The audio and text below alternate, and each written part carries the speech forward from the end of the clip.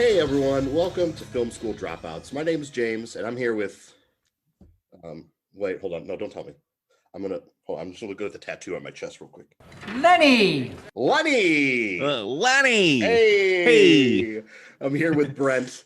We're just starting off our Christopher Nolan series. Last week we talked about Following, and this week we're getting into his next movie, Memento. Hell yeah. Yeah. Before we dive into Memento, his 2001, I believe. I think it came out in Venice in 2000 and released in America in 2001.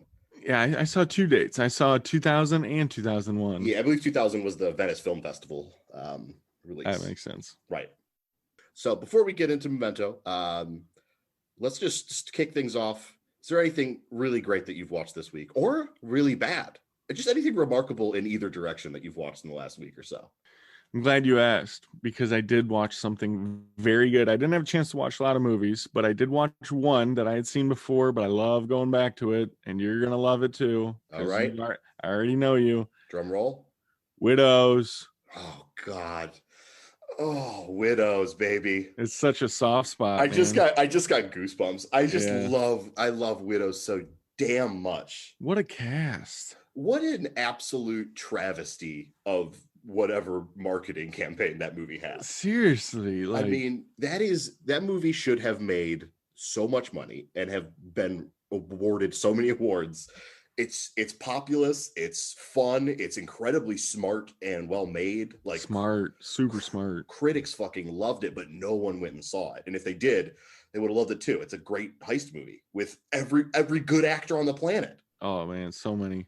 Not just one twist either. There's a couple. There's a couple good ones, yeah. And they're not bad. You know my thing about bad twists. These were good twists. I agree. That I'm not gonna say, because if anyone's listening to this and hasn't seen Widows, like, definitely go watch it. But that one twist, the big one, is like, I remember everyone in my theater was like, oh, like, oh man, it's so good. But run through that cast real quick. So you got obviously big dog Liam Neeson. Okay, but Viola Davis is the main vehicle, right? She's the horse. She's just a beast there. She's an absolute dominant force. Is that tall goddess, isn't it? Mackenzie? No, Elizabeth Debicki. Debicki, okay. Absolutely a tall goddess who we'll be talking about in a couple episodes. She's so striking when you see her on screen. It's just like, whoa! Like, she's incredible. Like, she was the gold alien queen from Guardians of the Galaxy 2. Oh, right. She was in The Man from U.N.C.L.E. She's just like an incredible screen presence. I gave her my my award for best supporting actor that year. That year. Okay. I think I first noticed her from TV. AMC's The Night Clerk with Tom Hiddleston and Hugh Laurie. I don't even remember. That's a thing? That was a thing. Yeah. No, I don't think it got very good reviews, but I saw those two names. I was like, yeah, we're gonna DVR that one. Check that out real quick. She's Debicki's in it. Michelle Rodriguez, Colin Farrell, Daniel Kaluuya, Brian Tyree Henry. Oh, the creepiest Daniel Kaluuya. Oh, he's incredible. He's like the fucking Phantom of Death in that movie. Oh my god, when he's staring at the dude and the rap scene. Yeah. It's one of the best scenes of the year. Robert Duvall is in this movie. Yeah, Widows is incredible.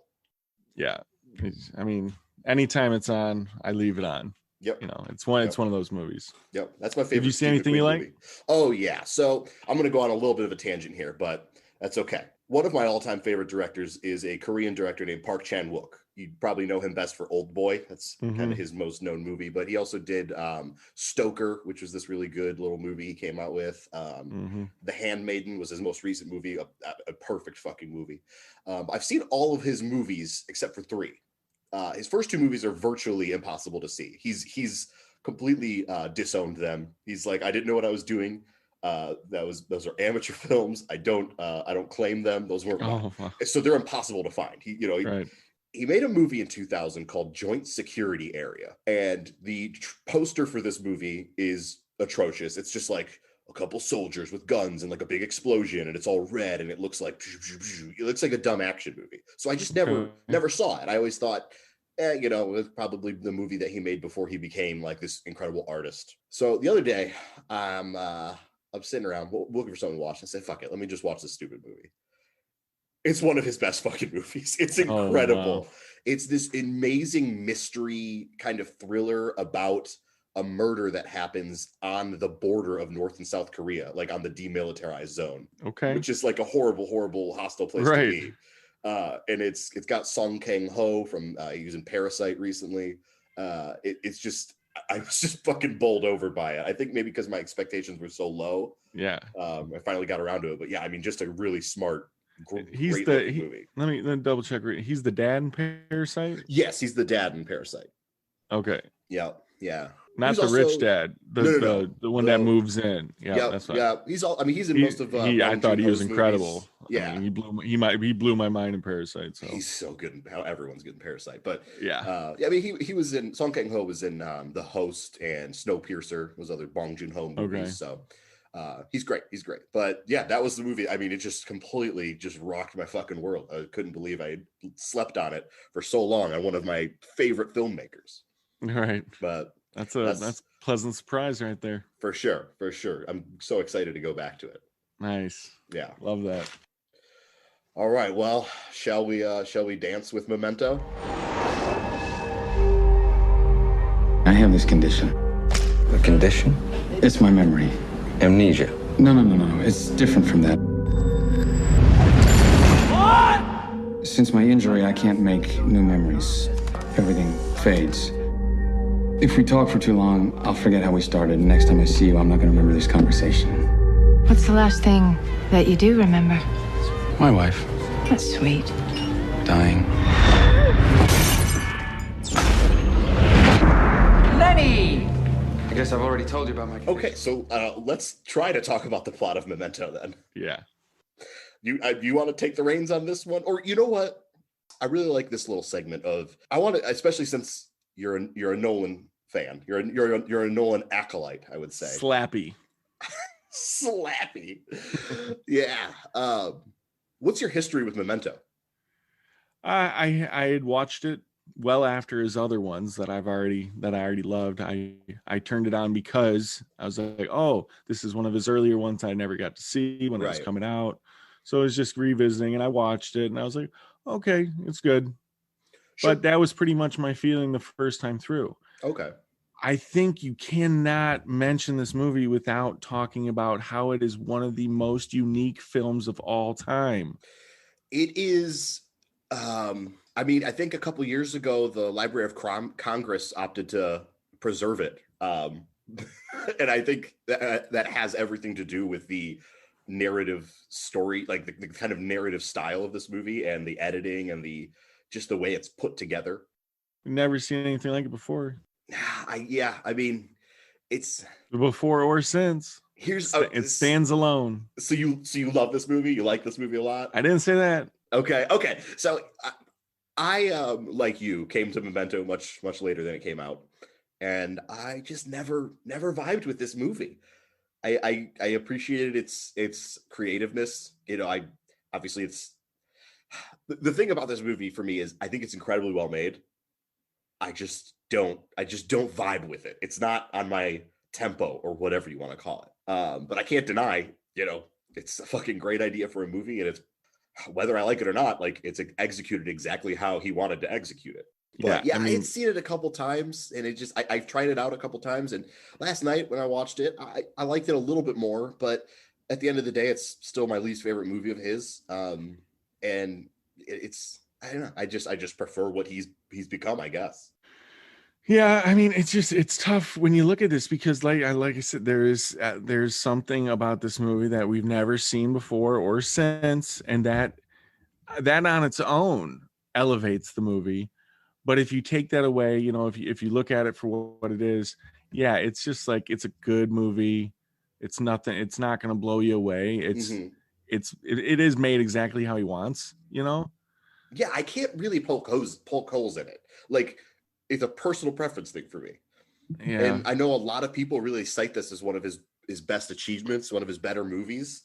It's certainly a lot smarter, I think, than some of his movies are later down the line. When he starts to kind of, not that his movies become dumb, because they're not. He's an incredibly intelligent filmmaker, but he sort of starts to focus more on spectacle and just blowing your mind with these insane visual effects or what have you. Which I gotta say, I appreciate it. I love it. That's not a knock for me. Oh no, I mean, watching Pattinson and John David Washington run up a building. Exactly. You're not going to see that. You don't see things that you normally see in Nolan movies, Yeah, exactly. But this is a much smaller movie. It was released in March of 2001. Couple little stats for you. Pretty small budget again. I mean, his first movie had essentially no budget. We talked about a $6,000 budget. This movie had a $9 million budget. I was going to say 9,000. So this is a little bit more of an actual movie. Him and his brother actually started work on this movie in 1996. Yeah, this is Jonathan Nolan's short story they turned this into. Yeah, so they started writing this in 96, and Emma Thomas pitched it to I can't remember the name of the studio that put this movie out, but she pitched it to this small production company, and whoever she pitched it to said that it was one of the most innovative scripts that they had ever seen. So they Following comes out in 98, and they start work on this movie the next year, and they shoot it within like 7 weeks. And I mean, it comes out, and people generally like it a lot. It made about, I think, like $40 million did pretty worldwide. Good. Yeah, it did. I mean, for its small budget, it did pretty damn good. It was a small little release, and starring at the time Guy Pearce, who had only really had LA Confidential before this. He hadn't really become this big marquee idol, which I think we'll get to in a minute. I do want to talk about Guy Pearce, but I don't know that he ever really. I don't really know that he ever really became that huge marquee idol that people thought he would be. Not yet. Well, I'm actually kind of into what happened to him, but we'll definitely get there. Yeah, I mean, it's this. Would you want to try and talk about the plot of this thing? Well, I think we got to talk about there's two different storylines, or there's two different viewpoints. There's the black and white viewpoint, sure, which is backwards, or no, that's chronological, right? That's going forward. Yeah. Then there's the color, which is the bulk of the film, which is shot backwards. So there's these two timelines going in opposite directions. And then at the very end, you find out when those two timelines meet. You get the merge. You get, like in Following, he's putting together a puzzle, and then at the very last scene or the very, very end, he gives you that last piece, and you're like, oh, okay. Yeah. So I want to get out my grievances with this movie early so that we can kind of talk about what's great about it. And I think my number one grievance, the one thing that I haven't really been able to get over, is the gimmick of this movie, which we just described, this weird kind of back and forth, two timelines intersecting backwards. The gimmick of the movie works too goddamn well for me. Oh, it works so good. It works too well. That's the thing. He kind of did this so that he could put you in the mind of Lenny, who who has this kind of short-term amnesia. So he can't remember anything that's really happened before his act. Like, he has this long-term memory from when he got assaulted, everything before that he can remember, but afterwards he can't create new memories. So the way this movie is stitched together is meant to put you in his shoes. The first scene is the last scene of the movie chronologically. So every scene before that is coming afterwards, and you're like, okay. So you're kind of put in his confusing shoes. And guess what? It works really well, because I don't know what the fuck's happening halfway through the movie. No, I mean, there's so many scenes, there's so many lines. Like, he's like, what was I doing? Oh, I was chasing him. Oh wait, yeah. He was chasing me. That is okay. First of all, you just landed on my favorite part of the whole movie. Oh, that line is so good. It's so fucking funny. I really I want to stay on track. I can't. Yeah, sorry. No, it's okay. It's just that's such a good scene. It's so hard for me every time I watch this movie, because it's not like a confusing movie at all. He gives you all the info. It's just the way it's given to you. It's really hard for me to remember, like, wait, so the scene we just saw previous to this one happens after this one, and then this scene ends when that scene begins. And then, like, when you're doing that for 2 hours halfway through the movie, I'm like, okay, wait, what part? I just can't. I have a better time. I could probably explain to you the entire chronology and series of events of the Kingdom Hearts video game franchise better than I could explain the sequence of events in this movie. Okay, but that goes with like most things, I would say. you're talking about Slappy for Kingdom Hearts. Yeah, that's true. That's true. Thinking about playing through it again, man. It's been a while. Yeah. It's been like a year. I'm waiting for that Switch release. Oh, anyway, okay, you're right. Let's not talk about the Switch release of Kingdom Hearts. So yeah, I think the plot is pretty. I would like to watch an actual linear cut of this. I think it'd be really kind of interesting just to watch the whole thing play out as it actually plays out. Okay. Because I think the story is actually pretty good. I think it's a good story. It's a really simple revenge story about a man whose wife is assaulted in their home. He kills one of the assailants, but the other one gets away after hitting him in the head, and he has amnesia and can't really remember things. So he's trying to pursue this attacker.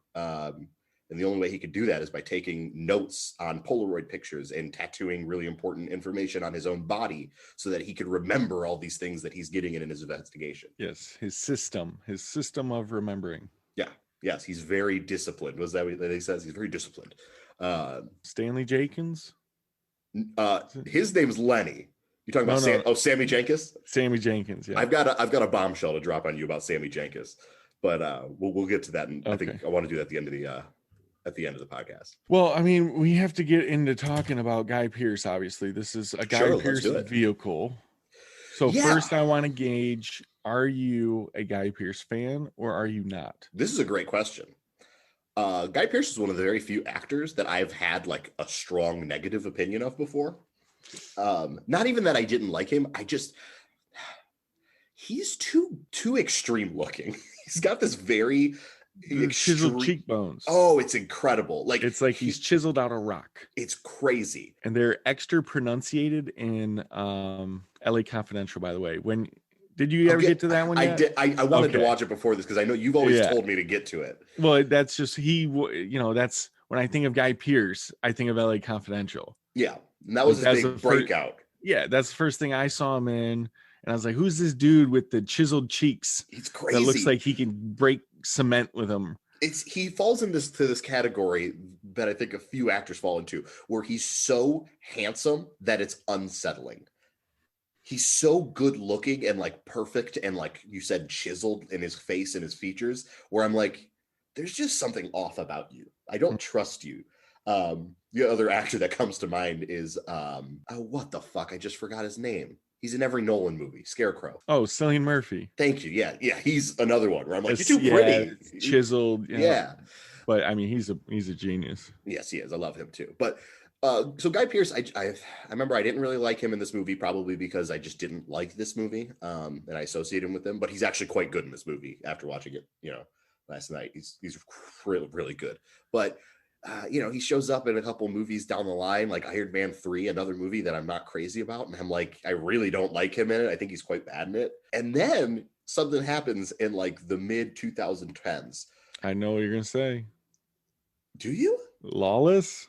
No. Well, okay. Yeah, actually that's like probably right around the time. Yes. He killed it. And I didn't think anyone could, it's Shia, and Shia is a talent. Sure. Despite what you may think of him, he is a talent regardless. He is. And in that movie, I was like, Guy Pearce is doing just as good if he killed in Lawless. And that's up against Tom Hardy too. So, I mean, that's exactly the kind of performance that I was just about to get to. Because I think that I didn't like Guy Pearce because Hollywood was sort of positioning him to be this leading man kind of, marquee idol. And I just don't think he ever reached that status. I think part of it is because of his sort of unsettling nature. And then in Lawless, he's kind of leaning into it, He starts leaning into just being kind of a snake. And then he does, this might have been before Lawless. He does this Australian, because he's an Australian actor. He does this Australian film called Animal Kingdom by David McCall, I think his name is. You should watch the movie. You would absolutely love it. It's basically the Australian Goodfellas. You got Ben Mendelsohn, which I don't think I need to say anymore. But nope. Yeah, I mean, I'm there. Yeah, there you go. There he is. But Guy Pearce plays this cop in this movie, and he's just like so devoid of any kind of ego, or not that I'm saying he has ego, but like he's obviously not giving a kind of Hollywood performance. He's just giving an incredibly authentic, rugged cop performance. And I was like, oh shit, like this is great. And then he does another movie with the same director, I think in 2014, called The Rover with Robert Pattinson. Oh, I've heard of that one. The Rover fucks so hard. Yeah, no, I heard that was good. It's basically like a very grounded, wow. Yeah, that's like a really, it reminds me of like a grounded, kind of not heightened version of the first Mad Max movie. Just takes place in this sort of post-apocalyptic, but not in any kind of sci-fi way, just sort of post-scorched earth Australia, and Guy Pearce is trying to find his fucking car who got stolen by these criminals, and he's just pursuing them across the outback. It's incredible. I think I remember seeing the trailer, and now that just reminded me that I wanted to see that. So. Yeah, I would. I mean, you should seek out Animal Kingdom and The Rover, both the same director, really good movies. And Guy Pearce in both of those movies, he's just completely like different than what they're positioning him as, this like handsome leading guy. He's like, run down and kind of craggy looking, and like he's not super charismatic. It's good. I really like what he's kind of leaning into at this phase of his career. So that's my long-winded answer of I kind of like Guy Pearce now. Okay. I am a fan. I've always been a fan. I mentioned it briefly. One little tiny baby role that that's out there at the end of The Road. Right. He was in The Road. And he's at the long hair with like one tooth. And that's what I'm talking about. He needs to do that. You could not tell that is Guy Pearce by any measure. Love it. And he's like, where's your father? We're talking about Guy Pearce. Let's just run through his career. I thought we just did. Oh no. I want to actually just a quick deep dive. So he does a lot of Australian shit. Forgot obviously. Lockdown. We'll get to it. And then in 97, like we said, he does LA Confidential, which you love. Yeah. I have to see it still. Oh, love it. And then he does a couple other movies, and then in 2000/2001 he does Rules of Engagement, which he's a smaller role in, and then Memento. After that, he does The Count of Monte Cristo, The Time Machine. He's in Fragments. He's in that Don Cheadle movie Traitor. I forgot he was in The Hurt Locker. Did you see The Hurt Locker? I did, but me and Renner, we don't really click together. He's good in that movie. He's barely in The Hurt Locker. That's what I'm talking. I like that kind of shit. You know what it was that I think did him in was Hollywood put everything in their mom behind The Time Machine, and it bombed so bad. Right. That's what pushed him out of that premier actor role. Yeah, I think they definitely could have been. And the budget was huge, if I'm not mistaken, and it did terrible. I remember, yeah. It got panned. It was up for Razzies for worst of the year, I think. Oh, fuck the Razzies. Well, I'm sure at one point we'll dive into the Razzies, and then in 2012, like you said, he does Lawless. I forgot he was in Prometheus as the old Wayland. I just got goosebumps. Yeah. He does Iron Man 3. He released this little video on YouTube of Wayland at the 2032 TED Talk. And it's it's the most epic viral marketing scheme for Prometheus ever, because it's just him in front of this huge crowd talking about stealing fire from the gods and just setting up the very basic blueprint for the Alien franchise. That's cool. And I'm losing my mind just thinking about it. Yeah. And then we saw Prometheus, and it took a step back, but I'm actually my girlfriend Jessica and I are gonna dive into the Alien franchise pretty soon. We've been just sitting down watching whole franchises. That's how you got to do it. We've chosen Alien as the next one. I've seen most of them. I remember the first time I ever saw an Alien movie was Prometheus, which was a bad idea because I didn't know what the fuck was going on. Yeah. But I remember that movie was absolutely gorgeous. I was kind of taken with how good looking it is. That's one of Ridley Scott's director tools. Yeah. Gorgeous movies. Yeah, he does. So, but I mean, after all this, he kind of just lays low now. He doesn't really do big movies, and he's got this. I've never heard of it, but he's got this TV series that also has spawned a couple of TV movies called Jack Irish. I don't know, it just looks like some kind of cop drama. I don't know, but I mean, he was in Bloodshot this year with Vin Diesel, I guess. I like vampires. I didn't see it. I don't think it was about vampires at all. What? No, kidding. I don't think so. I totally had me fooled there. Oh, whatever.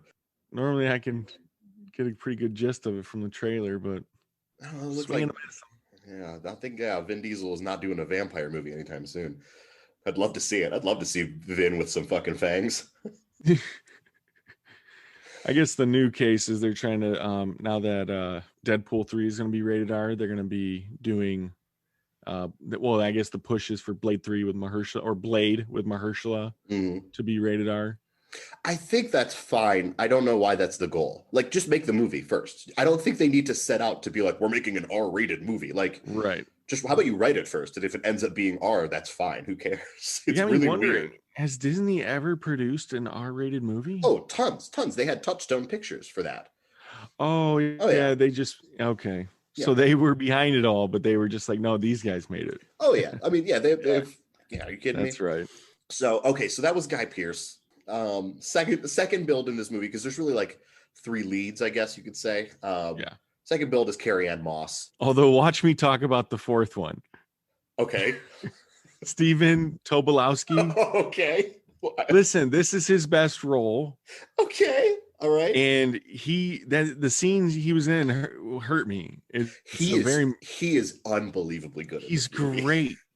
Him and the woman who plays his wife are incredibly good. You don't see him much, but you feel him when they're there. Oh, that scene where he's giving her the fucking insulin, and every time he just makes us. Oh, it's good. It's that so scene good. is.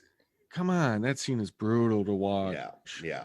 It's so brutal. So Carrie-Anne Moss, and for her. Yes, I think it's that's probably my favorite part of the whole movie is that whole sequence. But Carrie-Anne Moss's second build in this movie, coming hot off of The Matrix. Okay.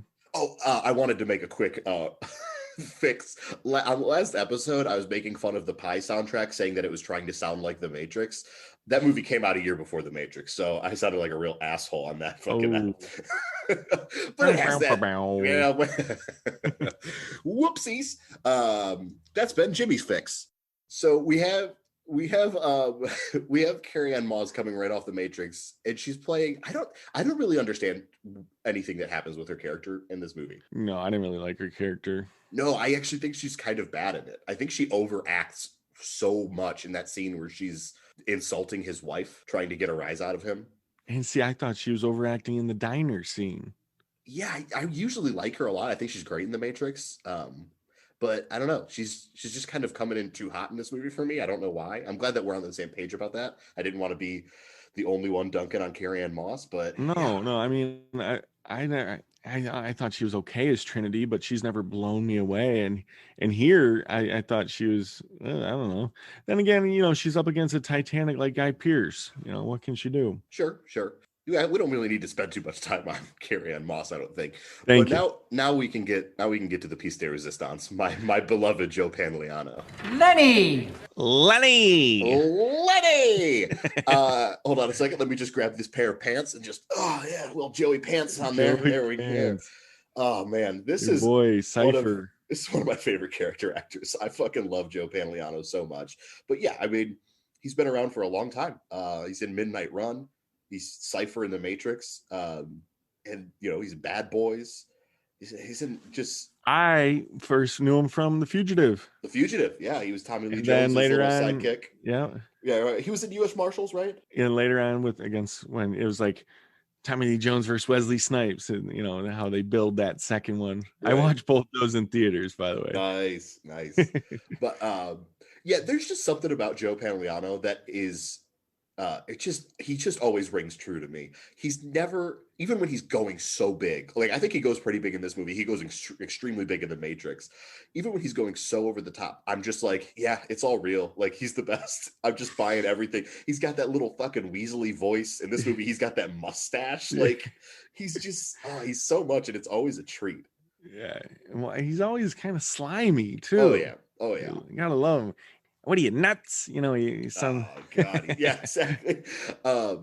Did you ever watch? I'm sure you watched The Sopranos. He's in The Sopranos, right? I actually I'm on season 3, episode 3, and season 3 is the season he comes in. Oh yeah, you're about to wear a nice pair of pants. Yeah, I'm pretty sure he wins an Emmy for it too. So I'm not surprised. I've seen him in one episode, and he's like already like, leave me alone. He's just. Actually, this is a complete side tangent that will interest nobody, but I play Dungeons and Dragons every week, and I based one of my characters off of Joe Pantoliano. Oh, nice. Yeah, I did his voice for like a whole fucking campaign of Dungeons and Dragons. It's great. For a whole campaign. Yeah, I did. I was playing a halfling drunken monk. Oh, that sounds like exactly him. Yeah, it was great. I had a great fucking time with it. Sidebar: Joe Manganiello shared a picture today with his Zoom D&D game going on. Yeah, he's a big D&D guy. Yeah. Yep. Yeah, he wrote a chapter in this one. This is so off topic, but he wrote a chapter in this one book that we ran a couple months ago, and it fucking ruled. It was the best part of the whole game. He's incredible. Nice. He's such a smart dude. Yeah, love Joe. I'm a fan of him. Yeah, love his strip scene in Magic Mike XXL in the fucking like the 7-Eleven or whatever. It's great. Yeah, didn't watch that one. You should. It's great. It's a great movie. See, I was thinking I loved him in What to Expect When You're Expecting. Oh, nope. Don't know that that's a movie. Hold on, let me just check the records really quick. Seems as if that movie doesn't actually exist. No, it does, and it's great. That's not a real movie. It is. God, love it. Oh my God. Well, moving on. So we ran through, and then Stephen Tobolowsky and those fucking incredible flashback scenes to Sammy Jenkins. Should we talk about Sammy Jenkins? Okay, so there's a big twist in this movie. So I guess if you're listening, spoilers, we're going to talk about there's actually two really big twists in this movie. I mean, we don't have to apologize. I spoiled Following last week when I said sure, I guess, spoilers for these. Yeah. You're right. You spoiled the fact that Cobb, what is it? Hashtag Cobb's not real. Yeah. But we're going to spoil these 20-year-old movies for you. So, yeah. So the two big twists of this movie is that one, Teddy, played by Joe Pantoliano, and Lenny killed the guy who killed his wife a year prior, and he's just been using him to like go after other guys because he has this memory thing. It's a little unclear about how that all plays out. But the other twist is that he tells this really good story. Lenny tells this really good story about another guy he knew when he was an insurance inspector who had his disease. Same disease, yeah.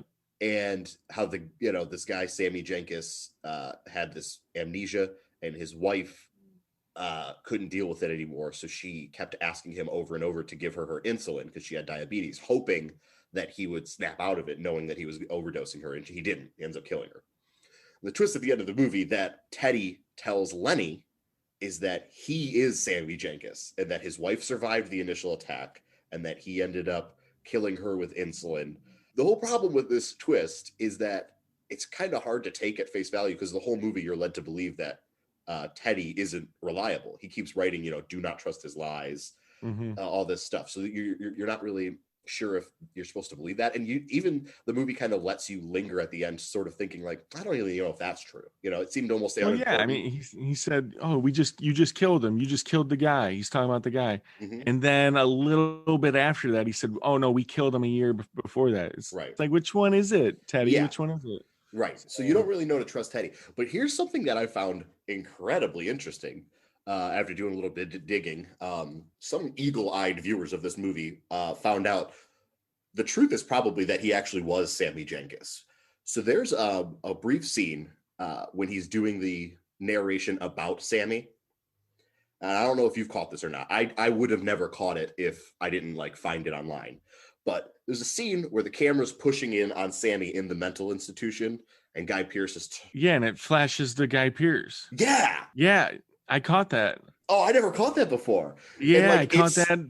It's so quick that I think it's kind of a great example of good twist telling. You know what I mean?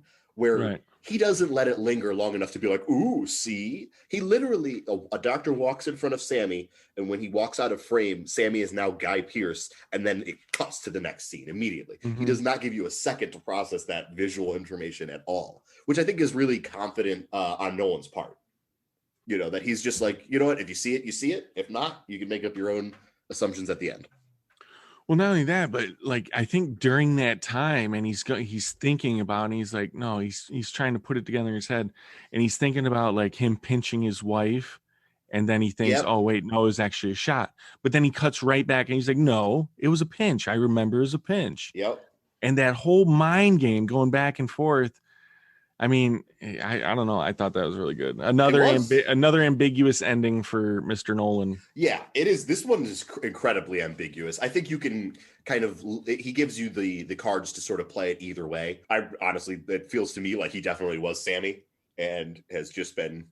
This movie's so weird because it seems like he goes on this killing spree with Joe Pantoliano for a year. Is that what happens? Like, yeah, he's actually a serial killer. Right. Like, is this a true crime movie? We're supposed to be rooting on Guy Pearce's revenge, but he got revenge a long time ago, so now we're just rooting for him to kill? Yeah, I don't know. It's a messy little movie.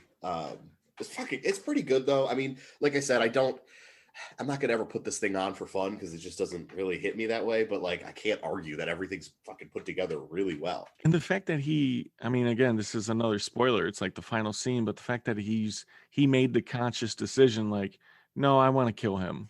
That was good. Yeah, he's like, I'm gonna trick myself into hunting this guy down. Yeah. So at what point does he just like killing folks? He seems like he's kind of a murderer. Yeah. Got a little foggy there. A little bit. But I mean, this movie does so well. It's a second movie out, and he gets an Oscar nomination for Best Original Screenplay. Coming out gate hot, boy.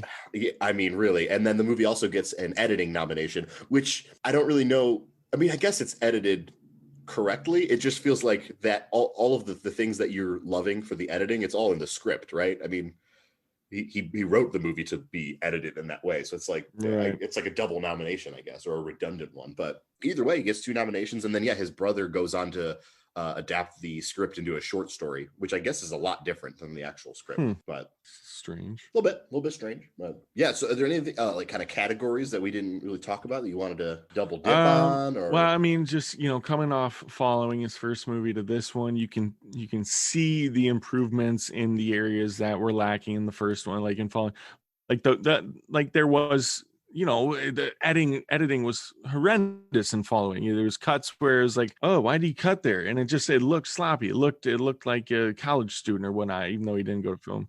I mean, that's what $9 million extra dollars are getting, right? Exactly. Yeah. Yeah. Here it was cleaned up, and he fixed that up. Everything else. This movie's funny, by the way. Also, this movie's got some good jokes.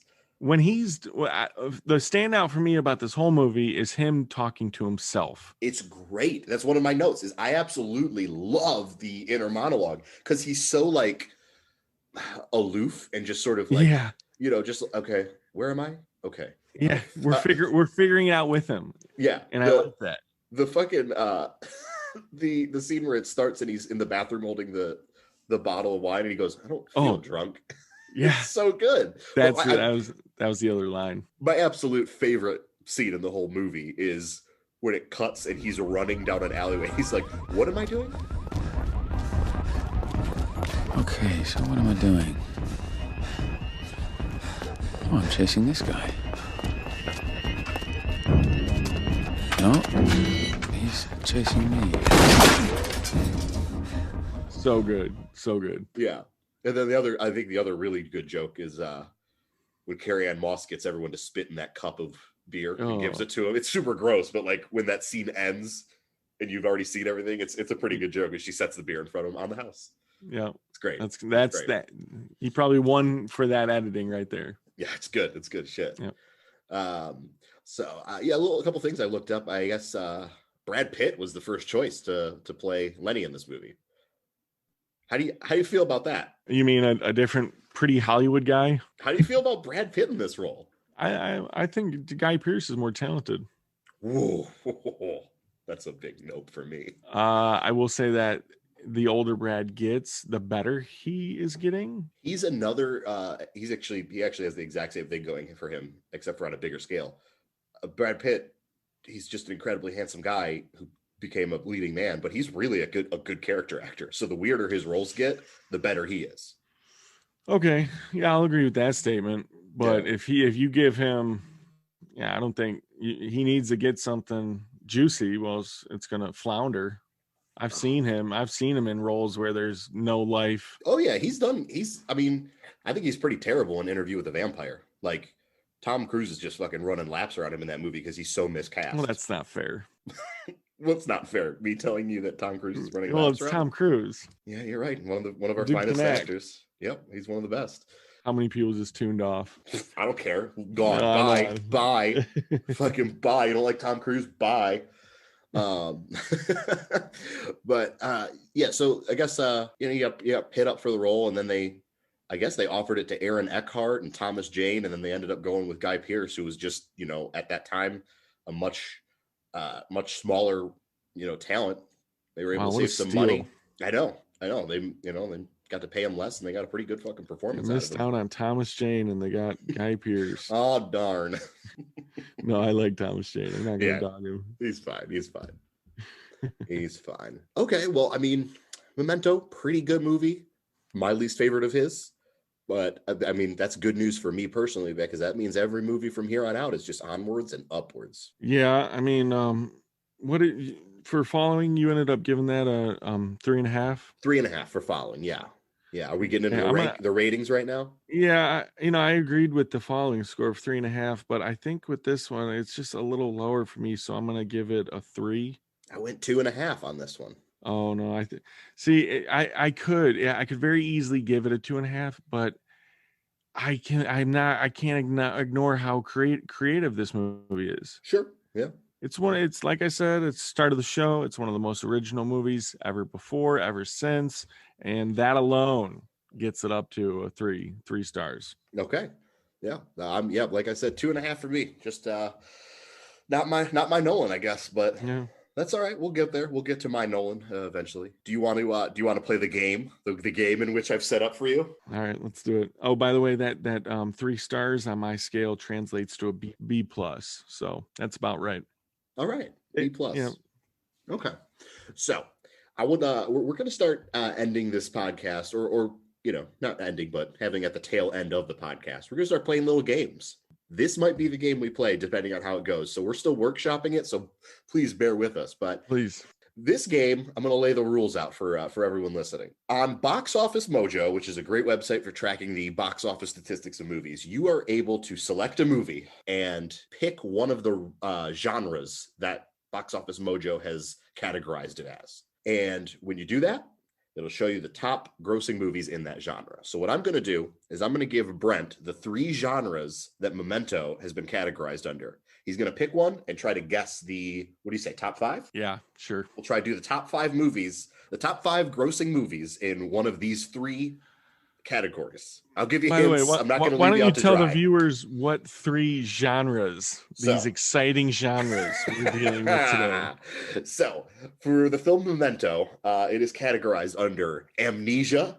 Oh, yeah, they're coming right in. I got a whole list of those. Surreal. Oh, yeah, surreal. And, of course, neo-noir. Not to be confused with the original genre, noir. A little bit different than noir, yes.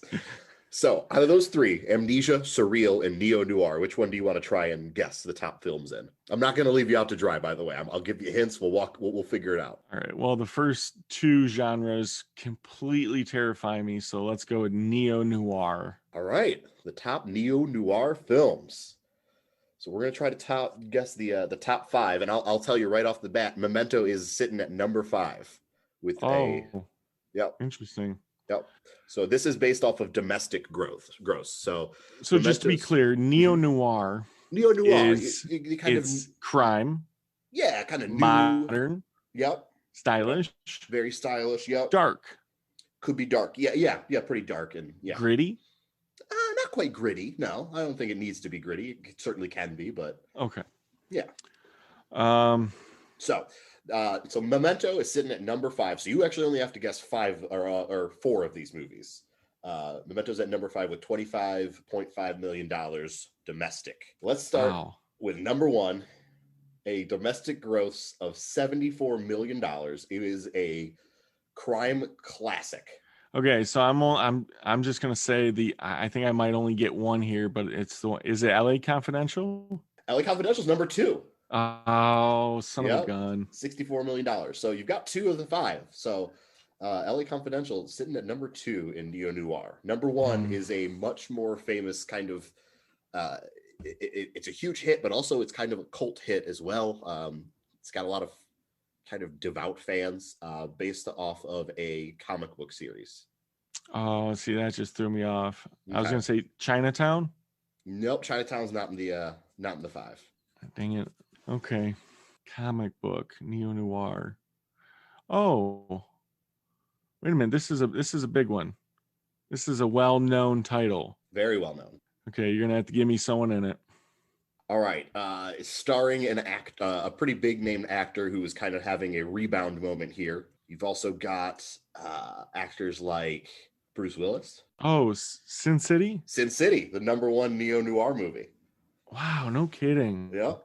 Yep. Okay. So well, you've got #3 and #4 left to guess. I like Sin City. I love Sin City. Yeah. #3 is going to be a little bit tougher because not a movie that I'm super familiar with, but Big Trouble in Little China. No, I don't think that's neo-noir. #3 is it looks kind of probably more along the lines of LA Confidential. It looks more like a cop movie. I'll give you a couple of the stars right above the title. You got Kevin Bacon and Matt Dillon coming out in 1998. Oh, Wild Things. Wild Things. Yep. Love it. Yep. Wild Things. And then Denise Richards, Nev Campbell. Yep. Wild Things. $30 million. Saw it in theaters. Really? Wow. My mom said, "Look away," when the boobies came out. Oh. I looked through my fingers. You fucking pervert. So your final guess here. You got #4. I'll tell you what. If you can give me actors, I like this game. Well, I'll give you actors if you start to really flounder. Yeah. This is an important monumental film in American history. Not a huge hit when it came out, but has become sort of one of those movies that you look back on and you're like, God damn, that is just a behemoth of creation. It spawned one sequel. Oh no. I was gonna say Blade Runner. That's 2049. Blade Runner. There it is. Yep, not 2049 though. Oh, no kidding. Yeah, the original. Oh, well, I was so hype I got that right and I didn't. Well, you said Blade Runner really slowly, and then I said yes, so we'll just give it to you. I was totally leaning towards the new one, just because I feel like the new ones make more money. Yeah, I don't see the new one really in this. I don't really see the new one anywhere in here. Interesting. Following shows up in neo-noir in the 63rd rank. Wow. Way down there. But Lenny! Lenny! Other films up in the top 10 kind of area. You got Fargo, The Black Dahlia, Devil in a Blue Dress. I mean, a lot of good movies. Oh, wow, #15 is Sin City 2, a movie that no one saw. I saw it. Did you see it? Was any good? I'm a fan of Ava Green, so I sure, turn out for her. She's pretty. I didn't know I like her. She's the main. They kind of like made the second one about her. I see. Okay. As they should have. So. Gotcha. Yeah, I haven't seen that one, but oh well. It's not good. No. Okay, good. Yeah. Glad I'm not missing out or anything. No. Good. All right. Well, is there anything we missed here? We need to talk about as far as Memento goes? How'd you like the game? I like the game. We'll keep evolving it, working on things. Maybe next week I'll ask you a category. What do you think? Yeah, we can do that. Okay. Yeah, we can do that. We can try out Cinephile. Great game. We can do a lot of things. Yeah, we got options. We'll keep ironing out throughout the course of season 1, the Nolan season. Yep. Next week we've got Insomnia. Now this will be interesting because I saw this when it came out, and that's it. So can't wait to get back. Yeah. When did this bad boy come out? 2003, maybe. 3. Yeah. Yeah. 2003. So, no. We'll get into Insomnia next week. All right. Well, I mean, we did the game. Let me just ask real quick. Memento. Mm-hmm. Buy, rent, pass. All right. I'm going to say, even though I don't own it, it's a buy. Really? Yes. Oh, now, I guess a rental.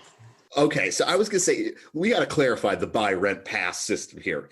Am I speaking on my behalf, or am I speaking on, is this a recommendation? See, that's a good point. Because on my own behalf, it's just a pass. I'm not going to ever buy this or probably watch this again. Okay. But for fans of Nolan, I feel like this is just an important text for his filmography. And for movie fans who aren't huge fans of Nolan, it's still a pretty important movie. People love it. It's really interesting. It's really creative, like you said.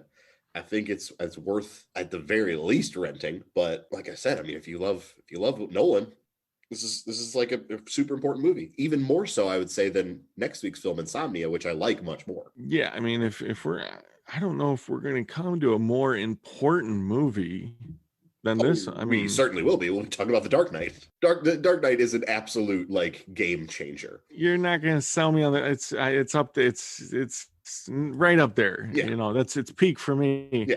I just think I can't understand, you know, how original and how creative. I know I've gone on about it, but you're not going to come across another movie like this. And I think even if you don't enjoy it like I did, you know, I liked it. I don't want to watch it again. Like, I'm not going to. So for me, it's a rent. So that's why. You know what? I'll meet you in the middle then. Let's just say it's a rental. Go ahead, get on Amazon Prime, rent it. You can watch it free with ads right now. You don't even need to rent it. Just rent that bad boy, huh? Renting it, ripping it. So what do you got coming up this week that you're looking forward to watching? Oh, no. This is actually kind of a little trigger for you. But it's it's Kong versus Godzilla. Oh, Jesus. It's coming. It's coming. Oh, I know you're a big Godzilla guy, and no, I'm not. No, that's the thing. Kong is gonna get his face slapped around. You're so wrong about what my stance on this is. This is not my stance. I don't like Godzilla. I don't even give a fuck about the Godzilla. I think the first movie is fucking brilliant, but then he had 8 billion movies of him fighting like puppet men and shooting like farts out of his mouth or whatever, and he's a big slow moving thing. I actually love. There's a lot of kaiju hate coming right now. Oh, there is. This is an anti-kaiju podcast. But I actually love King Kong. I think the original King Kong movie it's incredible. I think Peter Jackson's King Kong is even better. One of his best movies. I love King Kong. I love King. I didn't really care for Kong Skull Island, but I love King Kong so much. He's a big, fun ape man. Here's my problem with Kong vs. Godzilla. One of them is a monkey. The other one has hard, scaly skin and can shoot atomic lightning out of his mouth. What are we talking about? What's the fight? What is the fight? How does this happen? Well, like you said, Godzilla's big, slow lizard. Kong's going to be a lot more mobile.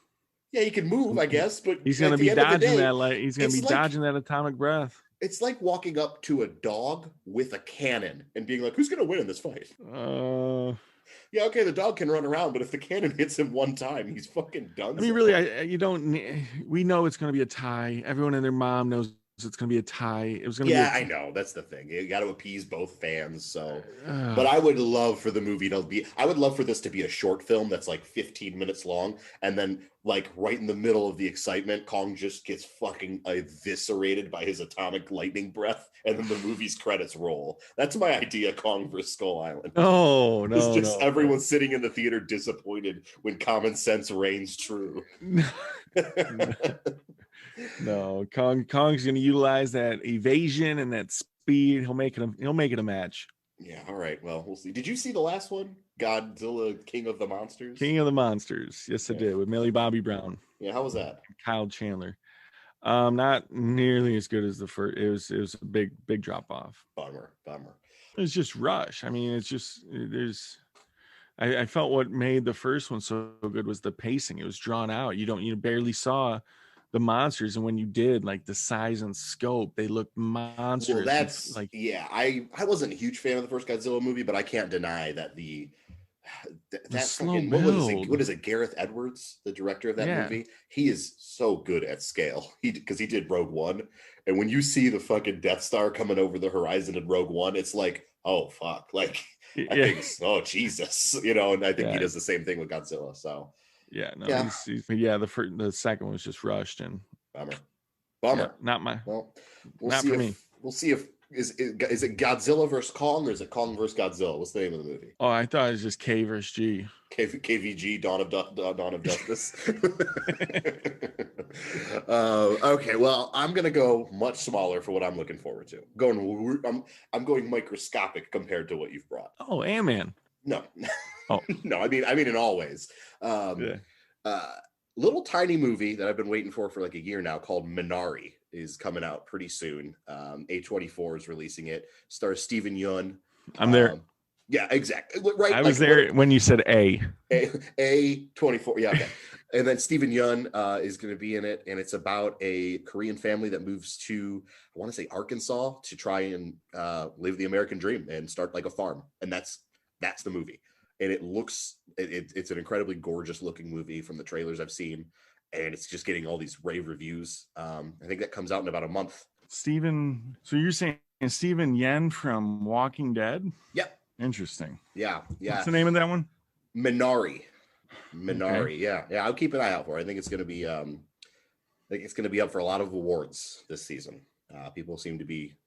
Critics seem to be loving it. They have been for a year, and it's finally coming out. It's supposed to release last year, but COVID, so right. Nothing came out. But yeah, I think at the end of February or middle of February, it's going to select theaters and going straight to VOD, so you can rent it or buy it or whatever. But yeah, I mean, I don't know if you saw Burning a couple years ago. It was a Korean movie that Steven Yeun was in. No, but I think I remember hearing about it.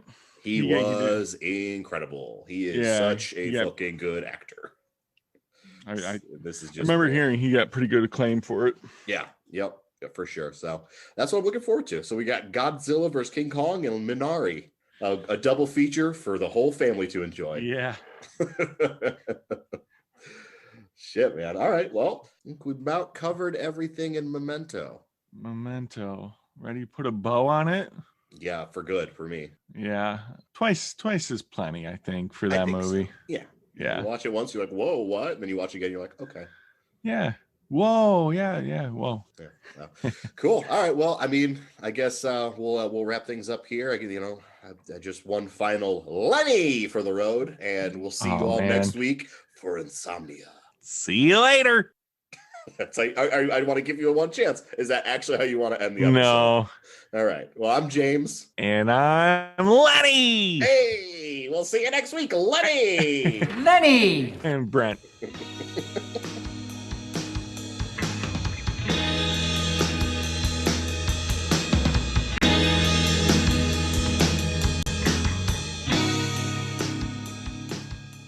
Lenny.